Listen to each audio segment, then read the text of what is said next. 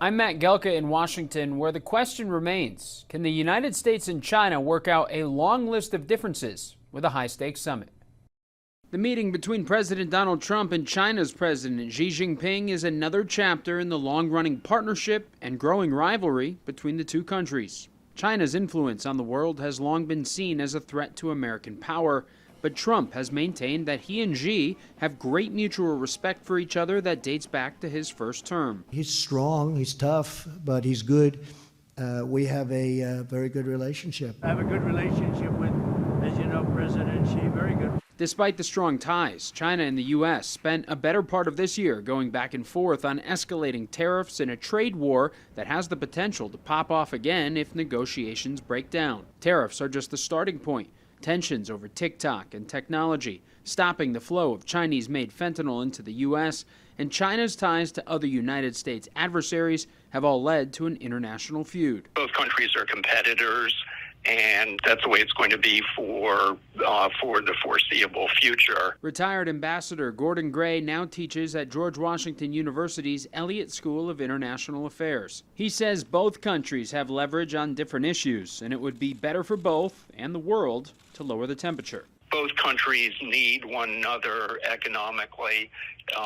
We need China as a market. They need us for a market. We need access to their rare earth minerals, which they have a virtual chokehold on. Taiwan and the island's independence has been a long-running issue between the U.S. and China, where there's been a constant threat of China using its military to reclaim the island as its own, and questions of whether or not the U.S. would step in to defend Taiwan if fighting broke out.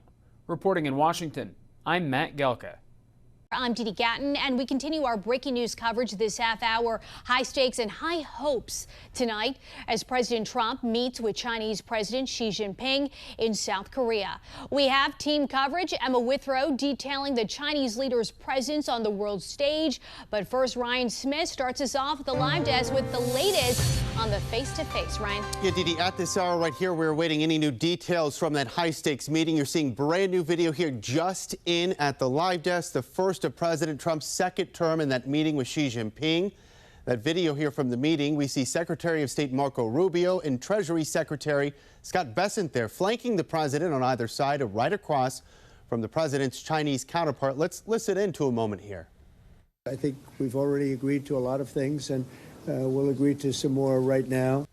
Now, again, we're waiting to see what those details evolve and come to be. We'll break in with any new developments on that as they become available. Meantime, a trade agreement will help China avoid a pending additional 100% U.S. tariff on all Chinese imports, meaning Beijing would then be facing a 157% tariff in total. In return, the U.S. is seeking access to China's rare earth minerals. Now, the deadline for a trade truce is just days away, November 10th, so the clock is ticking here. Again, live updates throughout the night from South Korea, and we'll be watching to see if the president steps out to speak with the meeting. Meeting is the first one of this term, but not the first time these two world leaders have sat down together. Let's go to Emma Withrow from the Fact Check team, and of course they've been in contact, but this is the first time it seems in a while that President Trump and President Xi Jinping have actually seen each other in person. Yeah, the last time they saw each other was in 2019 during the G20 summit in Osaka, Japan, face-to-face as far as that goes.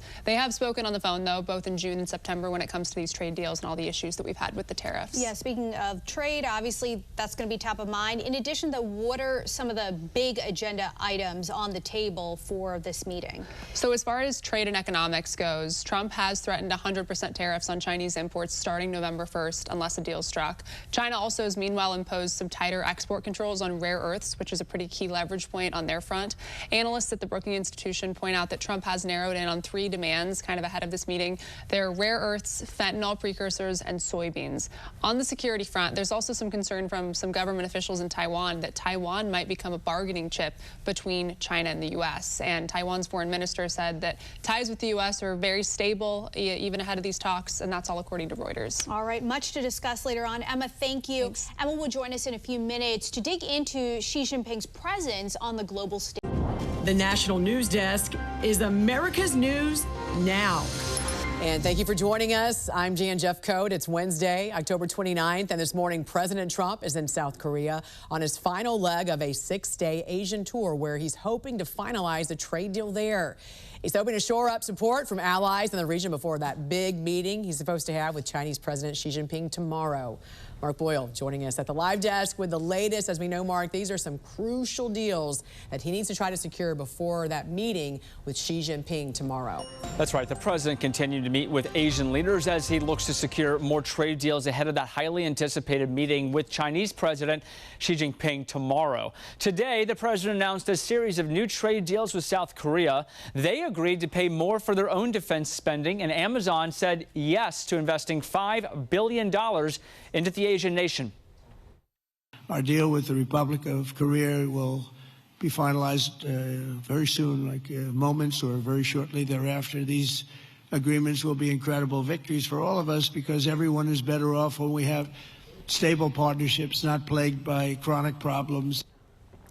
And also, these new deals in South Korea come on the heels of the one struck in Japan, including the one with the rare earth minerals and implementing a 15% tariff on all Japanese goods coming into the United States. The president says he wants Japan to buy more American agriculture products like American-grown rice, soybeans, and beef. Japan also going to receive the first delivery of some long-awaited F-35 fighter jets that could happen in the next week or so.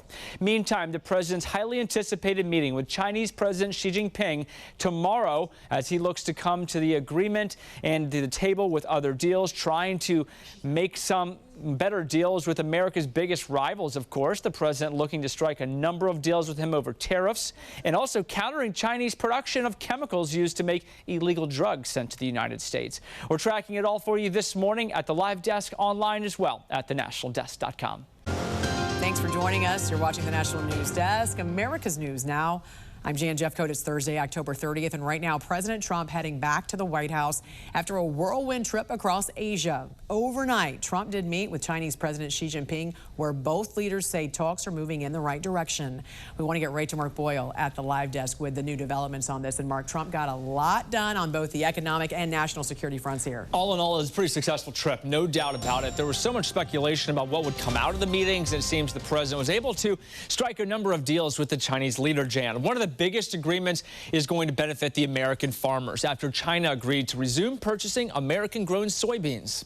Large amounts, tremendous amounts of the soybeans and other farm products are going to be purchased immediately. And these are some of the other agreements both sides came to. President Trump says that China is going to slow down the chemicals used to make fentanyl. So that will help slow the flow of drugs into this country. And because of that, the president's dropping the tariffs on China. A deal was made on rare earth minerals, but new details have not been released yet this morning, still being worked out, it appears. And we talked about the exchange of diplomatic visits. President Trump says he'll visit China in April next year. President Xi will come here after that. President Trump on the way back to Washington right now, set to touch down this afternoon. His schedule says he'll be at the White House by 3 p.m. U.S. and China confirmed details of a trade framework allowing shipments of rare earths from China. China's foreign ministry signaled it will export the minerals in return for the U.S. canceling restrictive measures against Beijing. Top U.S. and Chinese officials met for trade talks earlier this month after both sides accused the other of violating a prior agreement. In the meantime, President Trump is ending trade talks with Canada effective immediately, and he is threatening a new tariff. In a post to Truth Social, Trump references an incoming Canadian tax on digital service providers, including ones based in the U.S. He calls the tax a direct and blatant attack on our country. Canada is the United States' second largest trading partner. Canadian officials haven't immediately responded. U.S. stocks closed at record highs today, despite tensions over trade. This marks a stunning turnaround since the stock market was flirting with bear market territory in early April. The S&P 500 gained 0.5%, finishing above its previous record set in February. The NASDAQ composite added 0.5%, also setting its own all-time high. The Dow Jones Industrial Average rose 1%. Stocks pulled back after President Trump's decision to halt trade talks with Canada before the market steadied.